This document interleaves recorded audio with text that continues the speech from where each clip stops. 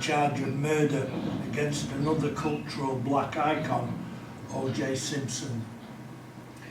Although Operation Chaos was supposedly closed down in the mid-1970s, another lone nut killing of a rock music icon exhibited all the hallmarks of the operation against Robert Kennedy back in '68. In 1980, a deranged Beatles fan took the life of John Lennon at his home in the Dakota Building in Central Park West, New York.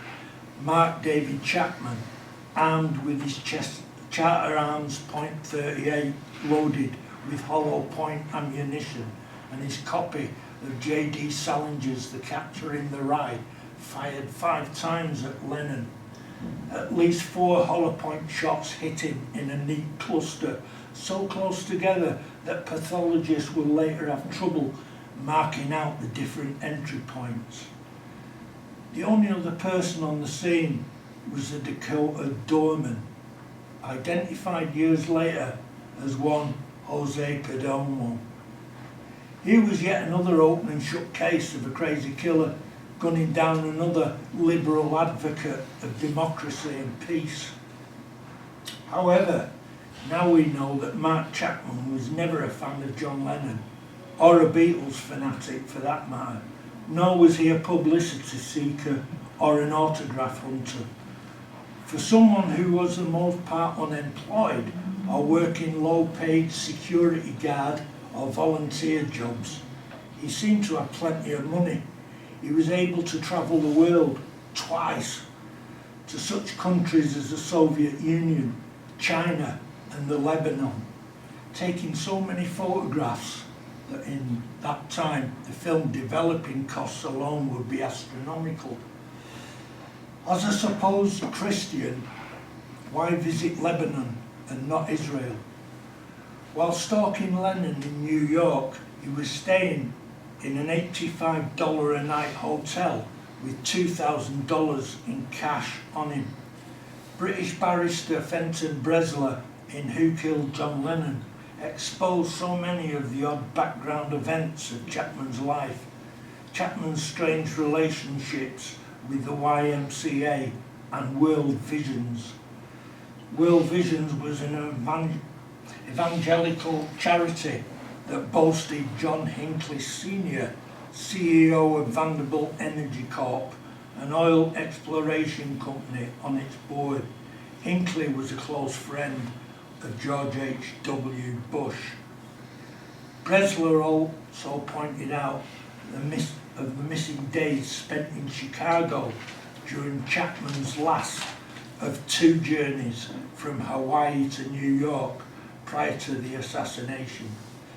After the killing, Chapman did not try to escape the scene, but stood reading his copy of The Catcher in the Rye. At trial, Professor Lewis used the term command hallucinations in her psychiatric report. And as for the doorman, is he the same person referred to in Lamar Waldron and Tom Hartman's Ultimate Sacrifice? One, Jose Joaquim Sanguinis Perdomo, was, for over 10 years, the head of the CIA's super-secret Operation 40 in Miami. He was a plain man of undifferentiated features, which was an asset. He was a professional spy. It's testimony to the importance of his profession that his employers gave to his carefully nurtured anonymity. When he died, supposedly of natural causes, in 1974, his family was not notified until after the funeral. He would not be the first CIA asset to have reputedly died only to be relocated on future ops. Finally, surely they wouldn't use the same name.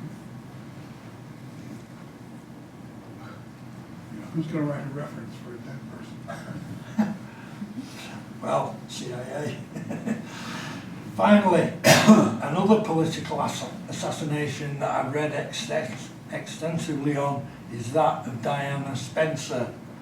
Here are very strong suspicions that both British and French intelligence, as well as CIA, were colluding in her killing. We have many independent witness accounts of Diana's Mercedes being recklessly pursued into the Alma Tunnel in Paris by two vehicles, two motorcycles, as well as a mysterious Fiat Uno. One motorcycle got in front of the Mercedes and flashed a high-powered military light into the driver's side windscreen, followed by the Fiat Uno sideswiping the Mercedes. There were many witnesses in and around the Alma Tunnel who witnessed this action, but were not called to the eventual British inquiry. The paparazzi, who were blamed for the harassment, only arrived on the scene after the crash.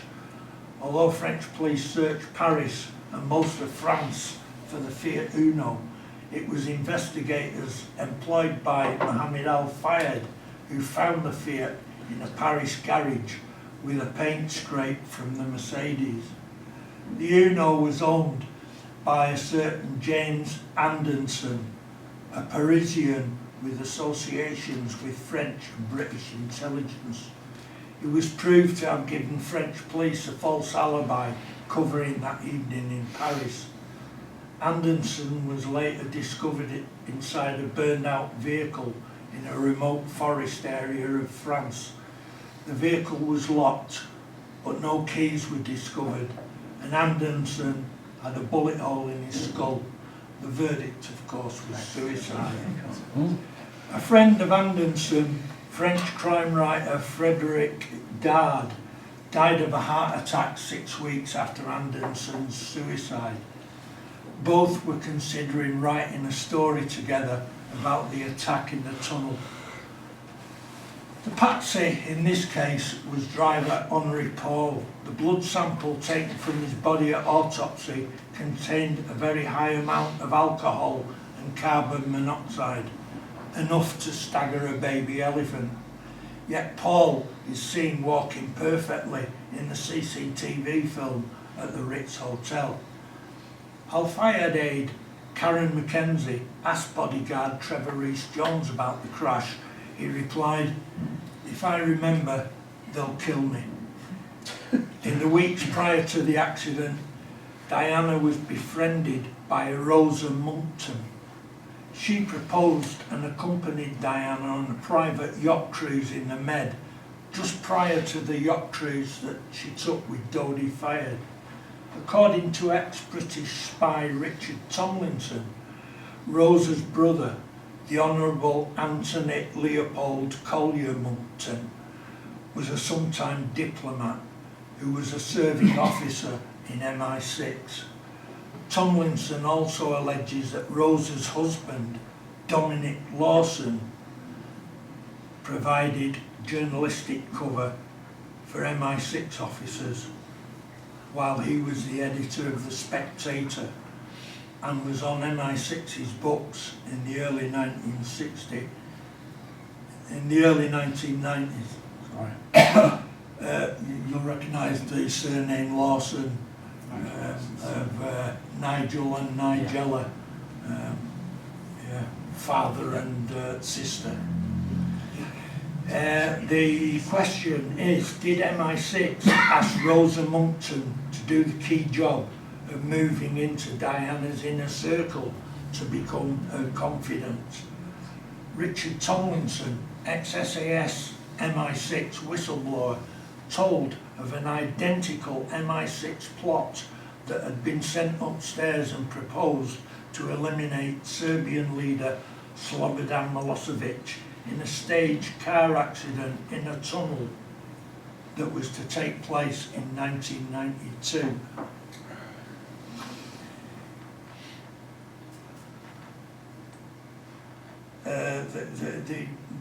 Again, I'll give you the books.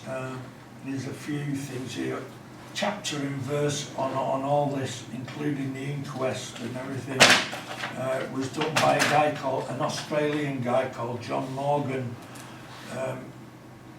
that's produced an absolute massive work on all this. And that's if you've got a Kindle reader. It's just too big to print as a book or a season. I've got them in hard copy. That's all. Yeah. It's loads of stuff. Okay, so a momentous change began in the 15th century, going back a bit now, in Europe and in England with the invention of a printing press. Books were mass produced for the first time, which caused a great change in the intellectual climate as never before. It transformed not only the way people thought, but the way they lived. The period saw feudalism give way to what we've got now, capitalism, and with this, a fundamental shift in the methods and practice of authority, from which emerged the nation state. The very nature of power was being altered. Rulers in the 16th century were becoming liberated from the constraints of medieval social structure. They were able to consolidate their power through the deployment of standing armies, for instance, or more effective taxation and a professionalised civil servant class. As the influence of both nobility and church diminished, rulers centralised power through their courts and began to engage in politics designed to stimulate economic growth, which we've still got now. The morphology of this state was first articulated by Machiavelli, whose printed works, The Prince and the Discourses, were in publication in 1532. In 1559, the Vatican placed Machiavelli's work on its list of prohibited books, where they remained until the 20th century. Machiavelli's unique concern is statecraft, the getting and maintaining of power. The main message in his writing is how a state which has been corrupted in whatever way can regain and maintain its liberty. For Machiavelli, the ruler's primary duty was the preservation of the state at any cost and by any means. The medieval model of chivalric kingship was that a Christian ruler could govern honourably according to the tenets of the church. So we know that medieval monarchs could lie, cheat and murder, but when they did so, their actions were judged as deviations from a moral code.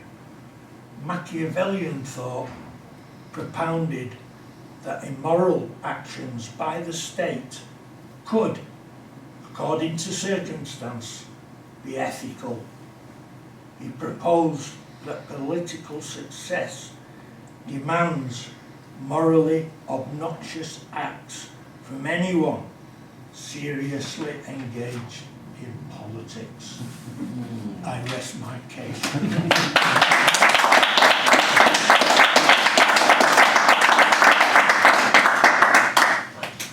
Stuff in there, I'll leave that out. Anybody's interested? Yeah.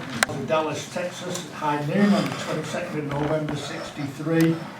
The identity of who was responsible for this tragic event that took the life of US President John F. Kennedy remains hidden. For over half a century, students and researchers of this murder mystery have seen the accusatory finger pointed in many directions. As we know, in 1964, the Warren Commission's verdict was that the shooting was executed by a lone malcontent, Lee Harvey Oswald. In the interim years, very many books have been written that have propounded many different theories. In the immediate aftermath of events in Dallas, a prime suspect was Soviet Russia or communist elements. Other foreign involvements in the Dallas killing is suspected with the shadowy French connection of Lucien Sartre or Jean Soutre, also known as Michel Roux, also known as Michael Mertz, reputed to have been spirited out of Dallas, Texas after the shooting. Some wondered if Castro's Cuba was behind the killing in retaliation for the various plots to assassinate Fidel. Or was it the work of anti-Castro Cubans angry at what they saw as Kennedy's betrayal at the Bay of Pigs in '61?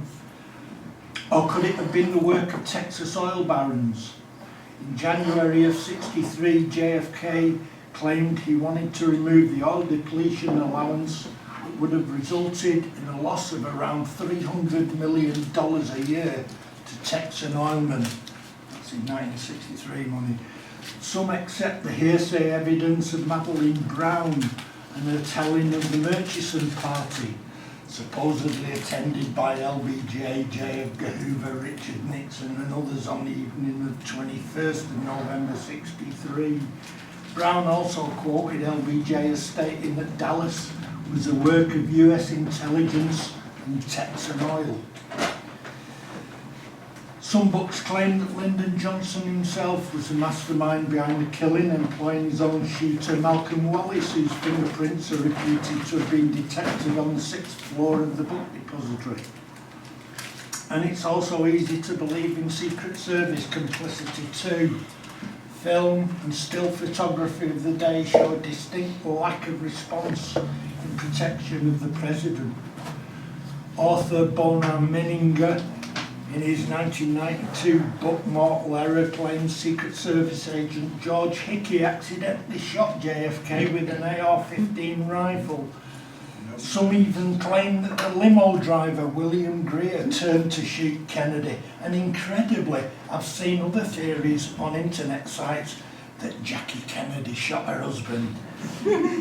Along with the Secret Service, the Dallas Police Department were also culpable of gross negligence in relation to the sloppy protection they provided to the presidential limo, not to mention the accused assassin. Sloppy is an accurate description of their investigative performance and their framing of the accused assassin through that fateful weekend. What to make of Officer Roscoe White's ID as a grassy knoll shooter, or his wife's possession of backyard photographs? We also have the mafia as prime suspects. Was Jack Ruby just a hot-headed nightclub owner when he shot the alleged assassin? Or was he following orders from the likes of Carlos Marcello, who in turn was associated with David Ferry? Who were the men travelling to Dallas to shoot the president with Rose Keremy? Or was Eugene Hale Brady, also known as Jim Braden? What was he doing around the Deltex building at the time of the assassination? He was also staying in the Cabana Motel that was supposedly visited by Ruby on the Thursday evening prior to Kennedy's motorcade. Santos Trafficante, along with Carlos Marcello, was reputed to have hinted that Kennedy was going to get hit. Even Chicago kingpin Momo Giancana had reasons to feel betrayed by the Kennedys, and it's been purported that Ruby's original arrival in Dallas was as an operative for the Chicago mob. Another fascinating link to the Dallas assassination is the confident predictions of Joseph Miltier, sure of a killing from an office building with a high-powered rifle, and they'll pick somebody up within hours afterward just to throw the public off. Miltier was a leader of the far-right wing National States Rights Party, and is that him in the photograph standing on Houston Street? Also, we have the FBI. J. Edgar Hoover did not like Jack and Bobby Kennedy with a passion. The Bureau couldn't close the investigation of the case fast enough. He was very close to LBJ, they were neighbours, and Lyndon was never going to force the director into retirement. So Hoover was certainly glad to see the back of JFK, and even better if there was a bullet hole in it. Are we looking at a military coup plotted and executed by the vast and powerful forces of the Pentagon or of US intel agencies? Is it possible to untangle the confusing mass of elements, conspiracy theories, hearsay evidence, witness testimonies, documents, film and photographic information, governmental investigative committees, deathbed confessions, and the ever-growing mass of published literature on the Kennedy killing? The avid students and the diligent researchers can easily sink into the many tentacles and fascinating minutiae of this mystery. Is this why this murder case continues to grip us in a search for the truth? No one has yet presented the definitive and conclusive truth to attain this elusive guilty verdict. However, for me, there is factual historical evidence, not conspiracy theories, that can point the way to opening this Pandora's box. I wish to present evidence, not of Dallas and the Kennedy assassination, but of other events in 1963 and beyond that I believe exposes the identity of a serial killer. Any law enforcement investigation examining an unresolved murder case looks at the modus operandi, the forensics, and constructs a psychological profile of the offenders. At this point, it's worth mentioning that prior to JFK's election victory with Eisenhower in the White House, the green light was given to Alan Dulles to eliminate Patrice Lumumba of the newly independent Belgian Congo, Fidel Castro of Cuba, and Rafael Trujillo of the Dominican Republic. These plausible deniable commands were given to Dulles in the late summer of 1960. See John Newman's Into the Storm. Lumumba was killed on the 17th of January 61 with CIA, MI6 and Belgian complicity. Trujillo was ambushed and died in a hail of bullets on the 30th of May 1961. And we all know the many plots to eliminate Castro through JM Waves, William Harvey and ZR Rifle. On the 18th of September 61, UN Secretary General Dag Hammarskjöld's aircraft was shot down over northern Rhodesia, killing him and 15 UN staff on board his plane. Investigations point to an ex-RAF and Belgian Air Force pilot being responsible for shooting down the United Nations plane. On 19th of August 1998, Archbishop Desmond Tutu, chairman of South Africa's Truth and Reconciliation Commission, stated that recently uncovered letters had implicated the British MI5, American CIA and Belgian agents being behind the plot. See Susan Williams's Who Killed Hammarskjöld. So to begin this probe, let's first begin in May of 63. On the 17th of May to be exact, a potential assassination attempt caused JFK to cancel a pre-arranged trip to Knoxville, Tennessee. Instead, JFK made an impromptu visit on the 18th of May, the day after, to Nashville, where he rode in a motorcade to Vanderbilt University to deliver a speech. After that, he visited Governor Frank Clement at the governor's mansion. Details are sketchy, but somewhere between the mansion and the helicopter landing site at Overton High School, a man approached Kennedy with a handgun hidden under a sack. It's not known if JFK was in his limousine at the time. The governor witnessed the incident and the capture of the perpetrator by the Secret Service. Nothing more is known of this man.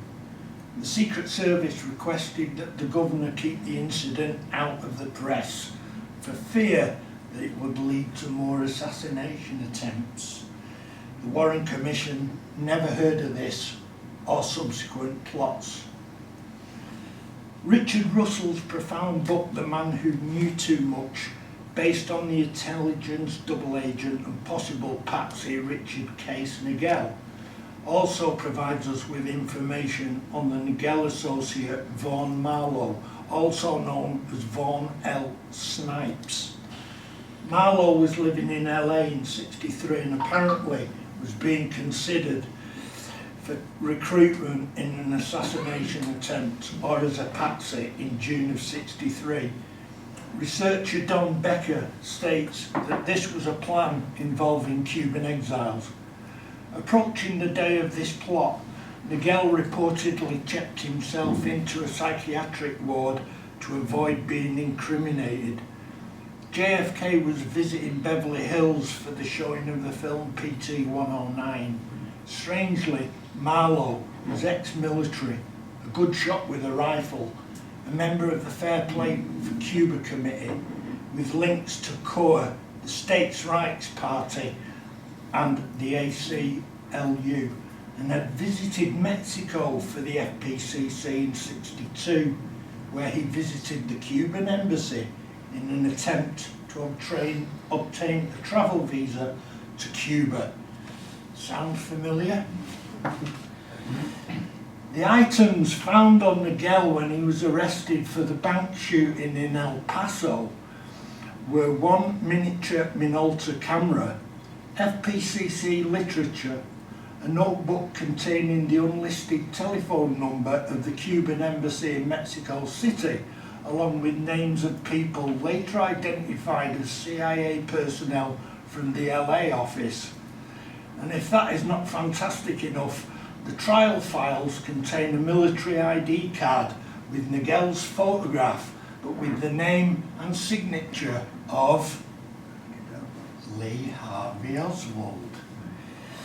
JFK met in Washington DC with Ethiopia's leader Haile Selassie and travelled through the capital in a motorcade on October the 1st, 1963. Richard Case Nigel claimed to have tried to talk Oswald out of a Washington plot and how he sent warning letters by registered mail in mid-September stating that Lee Harvey Oswald of New Orleans was part of a scheme to shoot the president, probably in Washington in late September. One other recent publication claims a plot was being planned to shoot the president from the Willard Hotel in DC, which is located close to the White House. It's interesting that going back to Joseph Miltier was recorded stating yet another assassination scenario where he said, "You take there in Washington, this is the wrong time of year, but in pleasant weather he comes out of the veranda and somebody could be in a hotel room across the way and pick him off just like that." We now move into the fateful month of November. On the 2nd of November, a motorcade was planned to take JFK from O'Hare Airport to Chicago's Soldiers Field to watch an Army Air Force game. The motorcade was to drive down the expressway to the Jackson exit, where crowds of onlookers were to see the president. The motorcade was to drive past high-rise warehouse buildings and manoeuvre a slow 90-degree turn, just like at Elm in Dallas. Firstly, the FBI got a tip-off from a person called Lee with the information that a 4-man assassination team was involved, one with a Latin name, equipped with high-powered rifles. Hoover simply passed the information on to the Secret Service.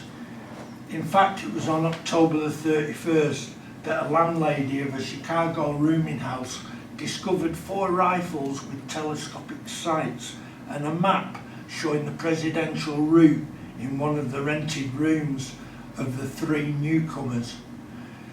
The Secret Service took the case, botched the surveillance, and after a week interrogation,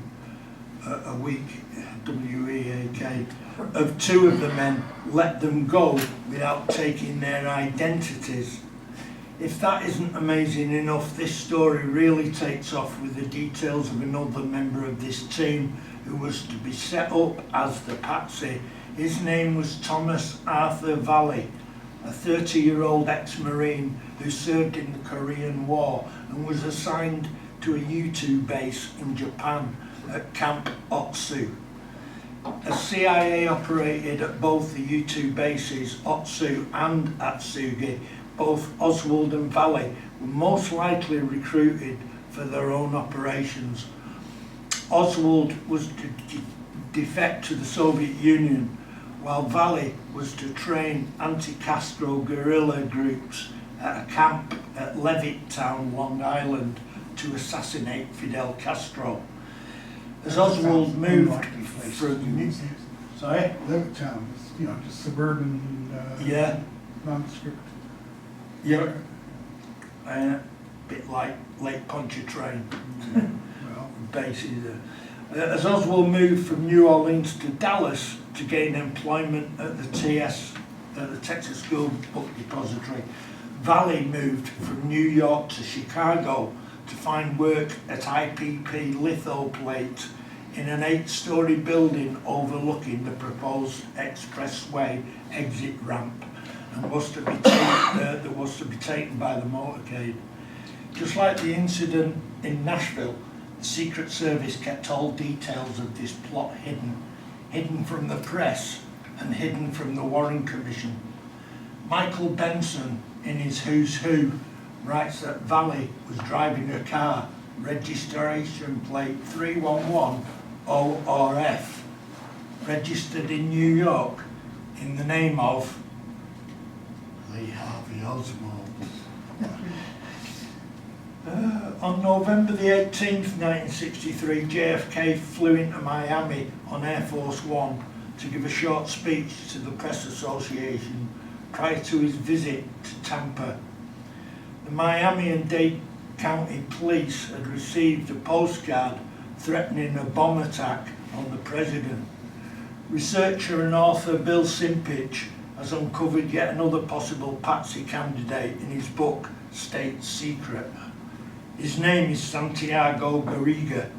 In his book, Simpich highlights the links between Garriga and CIA's JM Wave Miami station, and in particular William Harvey's team.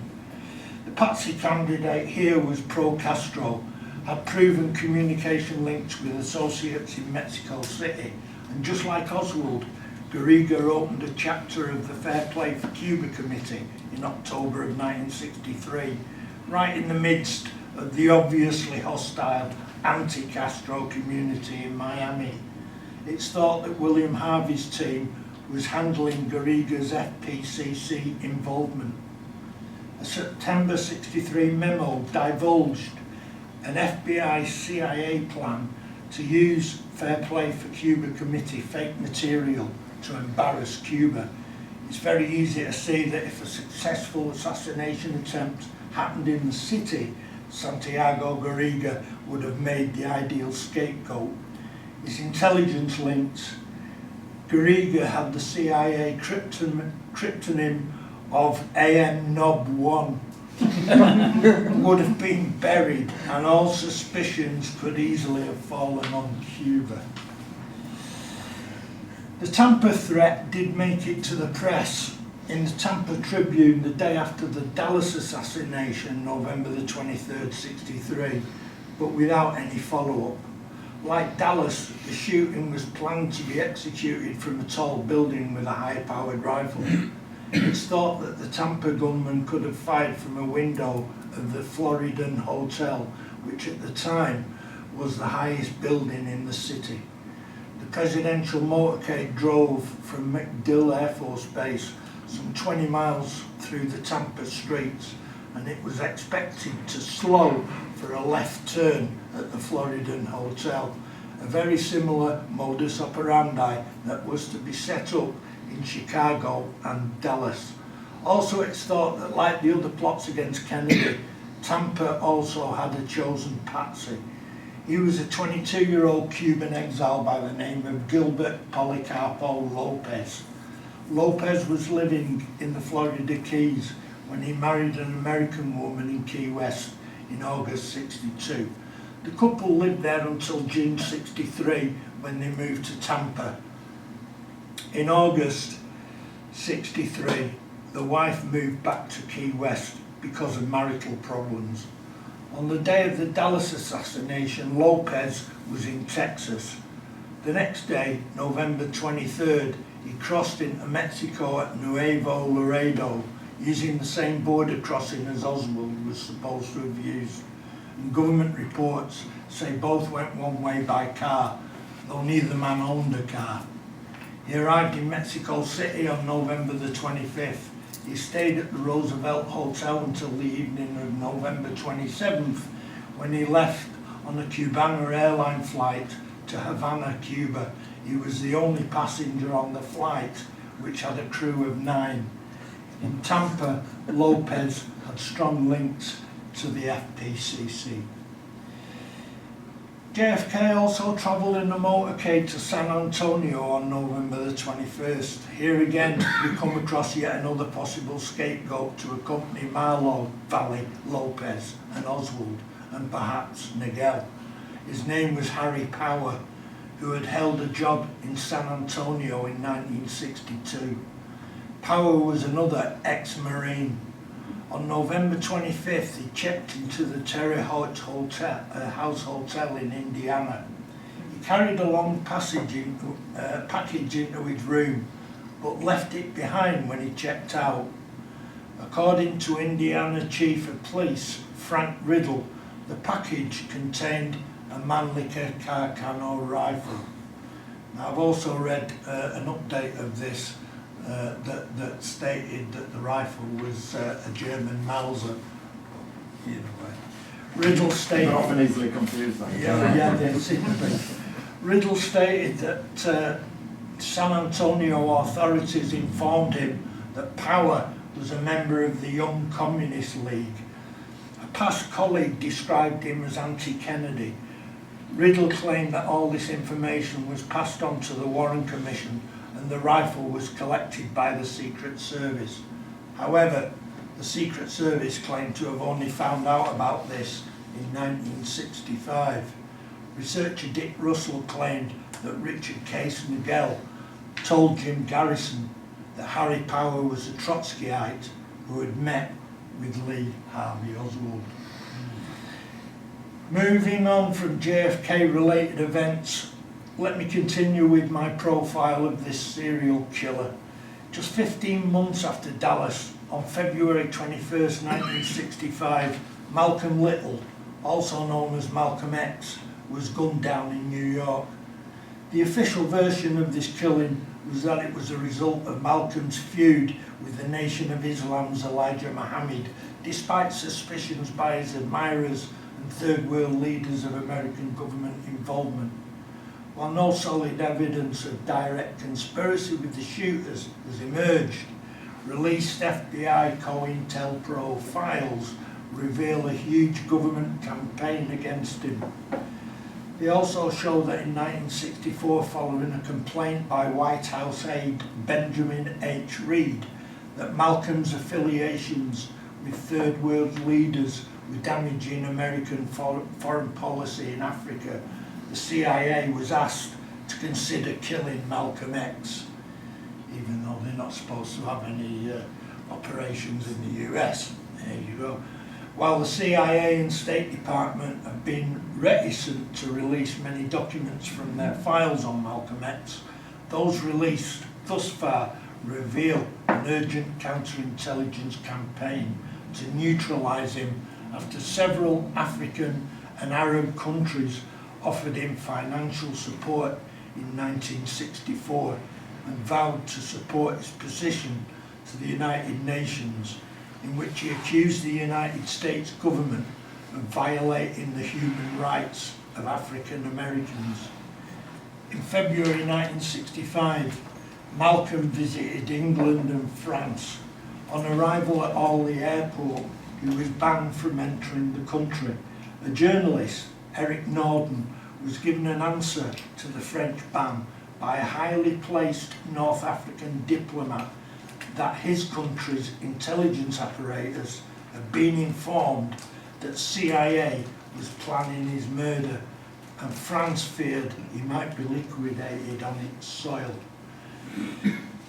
The 1960s and beyond continued with lone nut political killings in America.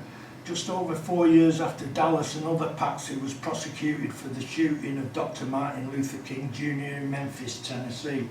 A civil trial brought by the King family in 1999 against Lloyd Jowers resulted in a kind of posthumous acquittal for James Earl Ray. After 4 weeks of testimony and over 70 witnesses in a civil trial in Memphis, 12 jurors reached a unanimous verdict on December the 8th, 1999. After about an hour of deliberations that Dr. Martin Luther King Jr. was assassinated as a result of a conspiracy. In a press statement held the following day in Atlanta, Mrs. Coretta Scott King welcomed the verdict and said, "There is abundant evidence of a major high-level conspiracy in the assassination of my husband, Martin Luther King Jr."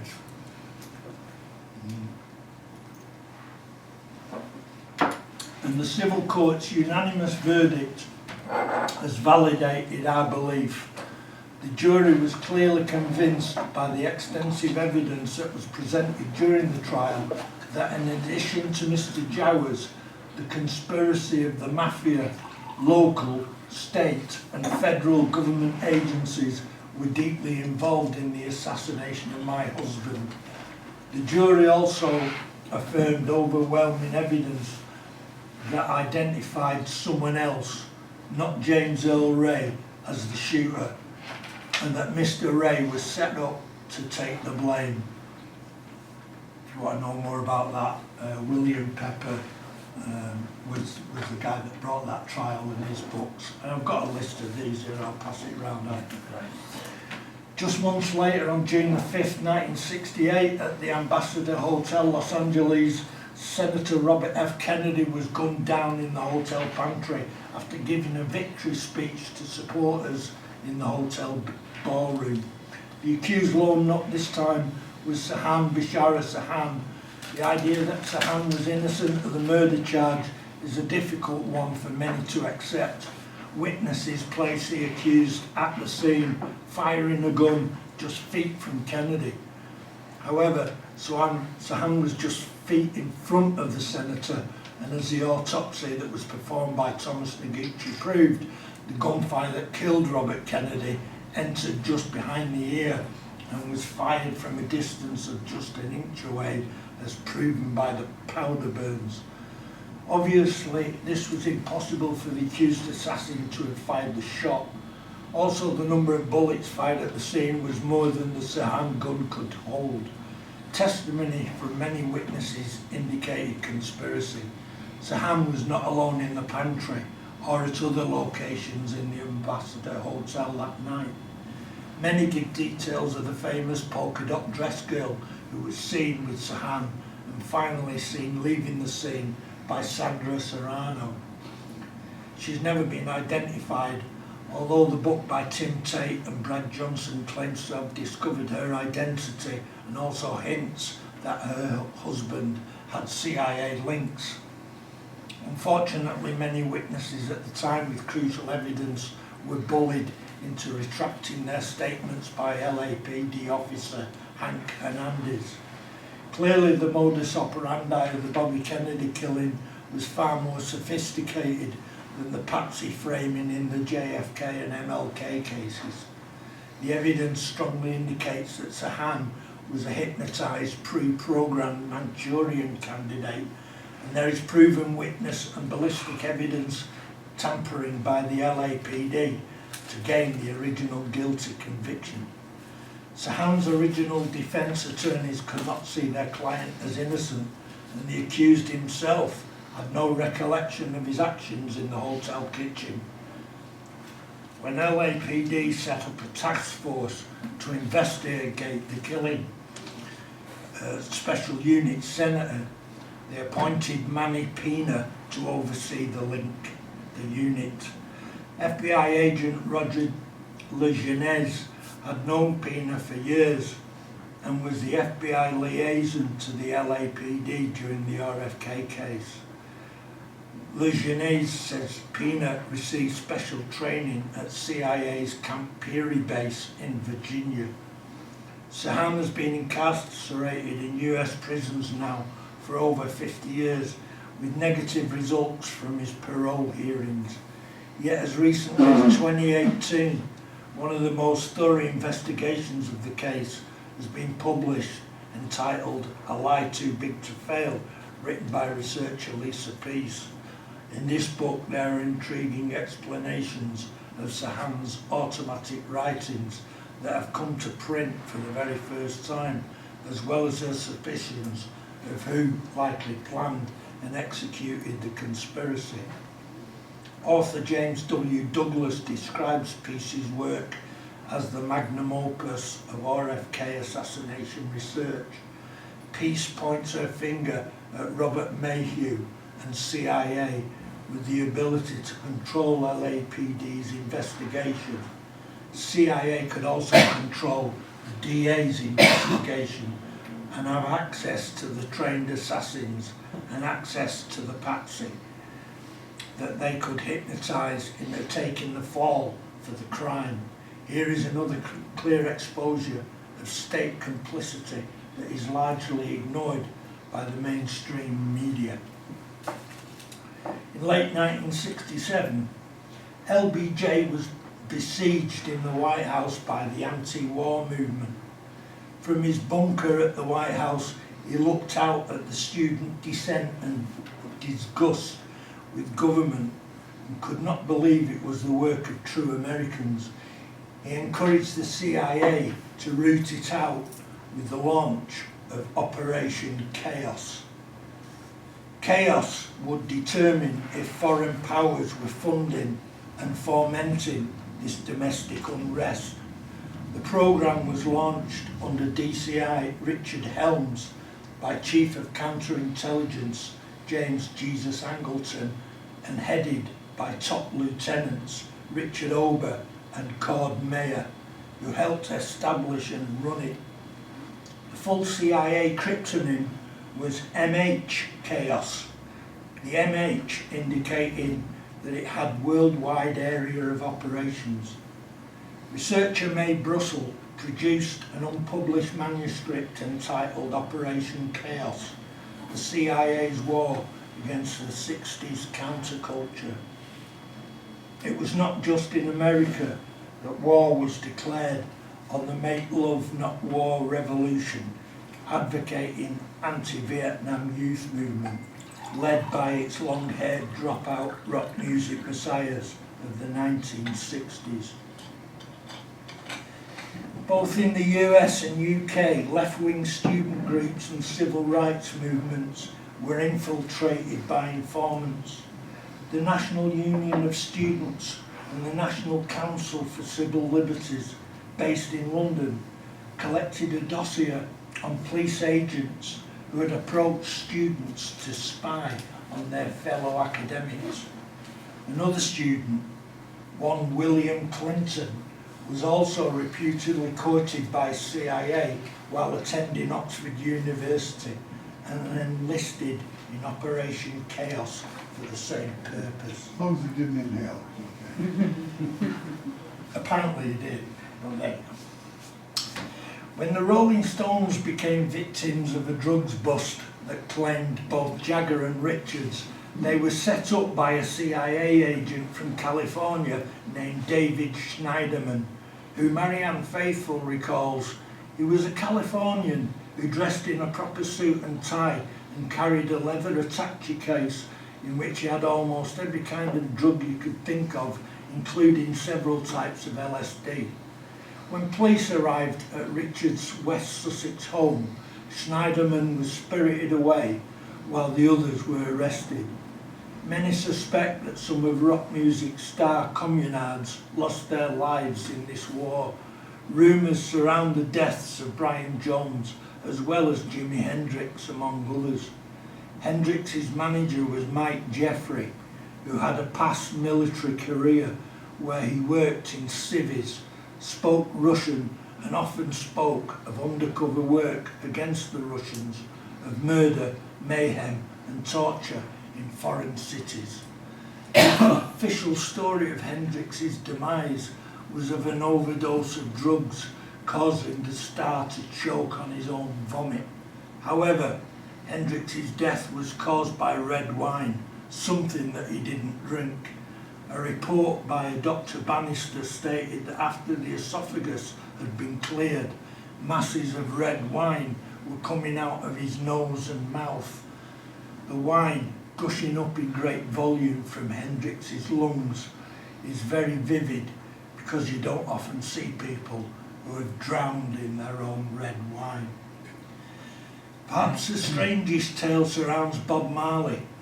After Marley was shot at by armed gunmen at his house in Jamaica, he spent time in convalescence away in the mountains at a secret location. While there, he was visited by a bogus member of a film crew bearing a gift of a new pair of boots for the artist.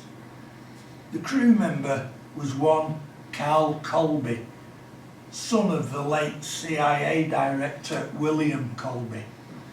Former Black Panther Lily Lou believes that Marley's cancer can be traced to the boots Colby gave him.